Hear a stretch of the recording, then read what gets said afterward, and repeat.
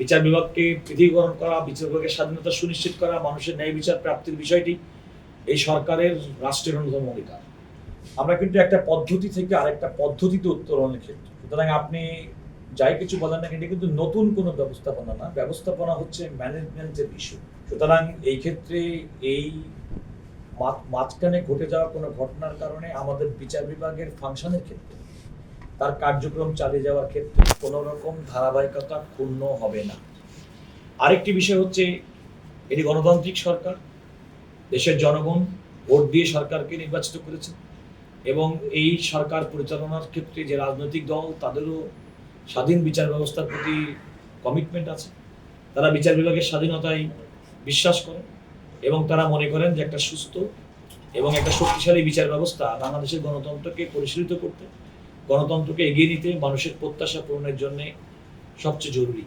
এবং আমি বিশ্বাস করি যে বর্তমান সরকার তারা এই অঙ্গীকারগুলোর প্রতি সম্পূর্ণভাবে অঙ্গীকারবদ্ধ এবং ইতিমধ্যেই মাননীয় আইনমন্ত্রী মহোদয় জনাব মোহাম্মদ আসাদুজ্জামান বলেছেন যে এগুলো আরও পর্যালোচনার প্রয়োজন আছে এবং এগুলো ক্রমান্বয়ে এগুলো করা হবে। সুতরাং জনগণের জন্য এবং রাষ্ট্রের জন্য উপকারী যে কোনো সংবিধানসম্মতভাবে যে কোনো সংশোধনী গ্রহণ করা, যে কোনো প্রতিষ্ঠান গড়ে তোলা কিংবা কার্যক্রম বিন্যস্ত করার ক্ষেত্রে এই সরকারের আন্তরিকতার কোনো অভাব নেই।